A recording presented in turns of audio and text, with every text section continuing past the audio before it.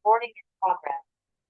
Assalamualaikum warahmatullahi wabarakatuh. Kenalkan, nama saya Hoirunisa Aprilia dari kelas TI 23D dengan NPM 2023310128. Di sini saya akan mempresentasikan hasil proposal skripsi saya.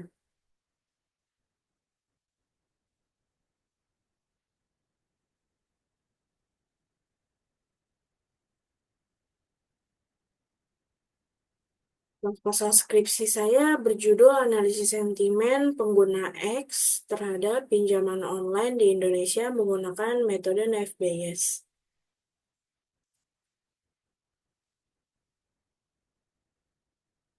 Lalu yang pertama adalah latar belakang. Fintech atau financial teknologi menggabungkan layanan keuangan dengan teknologi, termasuk pinjaman online atau pinjol yang menawarkan kemudahan akses dana secara cepat. Namun, peningkatan jumlah layanan pinjol juga menimbulkan berbagai opini dari masyarakat, baik positif maupun negatif, terutama di media sosial seperti X. Analisis sentimen berbasis data mining dapat membantu memahami persepsi masyarakat terhadap pinjol. Dalam penelitian ini, metode NFBS digunakan untuk mengklasifikasikan sentimen positif, negatif, ataupun netral dari data teks X. Hasil analisis ini diharapkan memberikan wawasan bagi penyedia layanan pinjol untuk meningkatkan kualitas layanan, strategi pemasaran, serta membangun kepercayaan dan kepuasan pelanggan. Lalu di sini ada rumusan masalah.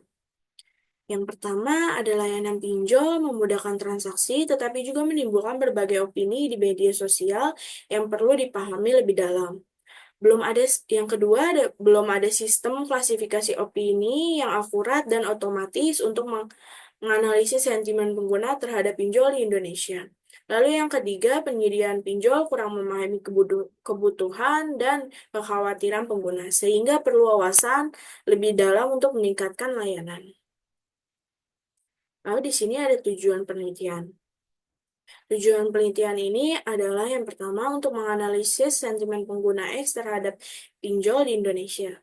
Yang kedua, mengklasifikasi opini menjadi positif, netral, atau negatif. Yang ketiga, memberikan wawasan bagi penyedia pinjol untuk meningkatkan layanan sesuai kebutuhan pasar.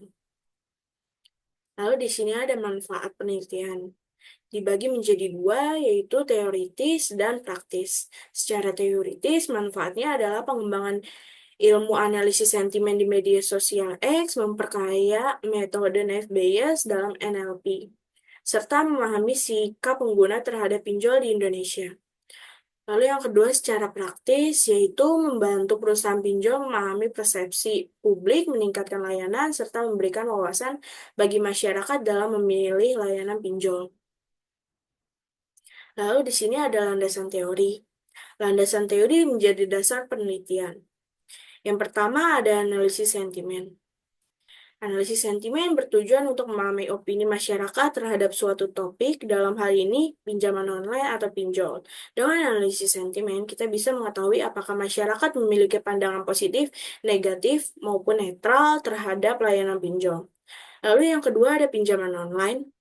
Pinjaman online adalah layanan keuangan berbasis teknologi yang memungkinkan pengguna mendapatkan pinjaman dengan mudah dan cepat. Namun layanan ini juga memiliki berbagai risiko, sehingga penting untuk memahami opini masyarakat terhadap analisis sentimen. Yang ketiga, ada metode NFBS.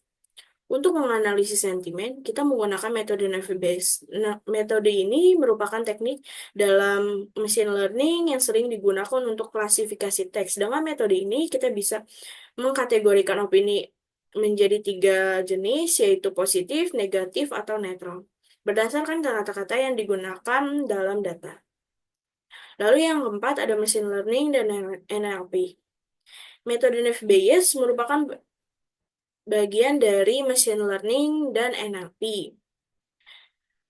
NLP memungkinkan komputer yang memahami dan mengelola bahasa manusia sehingga bisa digunakan untuk menganalisis teks dalam jumlah besar secara efisien. Lalu yang kelima ada Python dan Google Colab. Untuk mengimplementasi analisis ini, kita menggunakan bahasa pemrograman Python dan Google Colab sebagai platform pengelolaan data. Python memiliki banyak pustaka yang mendukung analisis sentimen seperti NLTK untuk mempermudah proses analisis. Lalu ada dataset. Kita memerlukan dataset sebagai sumber data untuk menganalisis ini. Dataset ini berisi kumpulan opini masyarakat dari media sosial X, di, kemudian dianalisis menggunakan metode yang telah dijelaskan sebelumnya. Lalu di sini ada objek penelitian. Objek penelitian ini adalah opini dan sentimen pengguna media sosial X terhadap layanan pinjol di Indonesia. Data yang digunakan berupa tweet yang mengandung hashtag terkait pinjol dan dikumpulkan menggunakan API X. Penelitian ini bertujuan untuk mengklasifikasikan sentimen pengguna menjadi positif, negatif, atau netral menggunakan metode NFBS, sehingga dapat memberikan wawasan mengenai persepsi masyarakat terhadap pinjol serta membantu penyedia layanan dalam meningkatkan kualitas produk dan layanan mereka. Lalu pada slide ini ada metode dan model penelitian. Pertama, teknik pengumpulan data ada 3 metode yang utama yang digunakan. Yang pertama, observasi. Observasi ialah mengamati aktivitas pengguna platform X terkait pinjaman online termasuk komentar dan ulasan. Lalu yang kedua ada wawancara, melakukan wawancara dengan pengguna platform X untuk memahami pengalaman dan sentimen mereka terhadap pinjaman online. Yang ketiga ada studi pustaka, yaitu mengumpulkan jurnal dan penelitian terkait analisis sentimen, pinjaman online, dan metode net bias. Selanjutnya ada model pengembangan sistem yang menggunakan DSR. Di dalam DSR ini terdapat 6 tahapan. Yang pertama, identifikasi masalah dan motivasi, yaitu menganalisis permasalahan dalam dunia pinjol berdasarkan komentar pengguna. Lalu yang kedua ada menentukan objek solusi, yaitu mengumpulkan dan menganalisis data dari platform X menggunakan algoritma NFBS. Lalu yang ketiga ada perancangan dan pengembangan, yaitu melakukan crawling, preprocessing, klasifikasi, dan visualisasi hasil analisis. Yang keempat ada demonstrasi, yaitu menguji sistem untuk memastikan kesesuaian dengan rancangan awal. Lalu yang kelima ada evaluasi, yaitu meninjau hasil pengujian guna menilai platform, sistem, dan algoritma.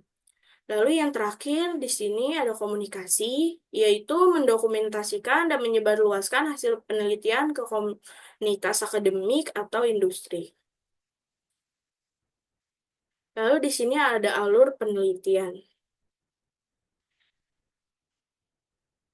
Alur penelitian digunakan, alur penelitian ini yang pertama itu ada latar belakang, di mana kita mengidentifikasikan masalah yang menjadi fokus penelitian. Selanjutnya kita melakukan identifikasi masalah atau mengidentifikasi masalah, termasuk menentukan tujuan tujuan sistem dan ruang lingkupnya. Selain itu, kita juga mempelajari teknologi dan metodologi yang relevan untuk menyelesaikan masalah tersebut.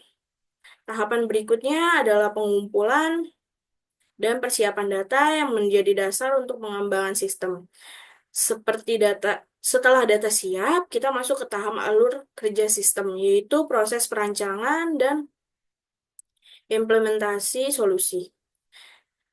NFBS, lalu di kelima ini ada penerapan NFBS, di mana NFBase ini digunakan dalam penelitian ini untuk memperoleh data dan pengambilan keputusan.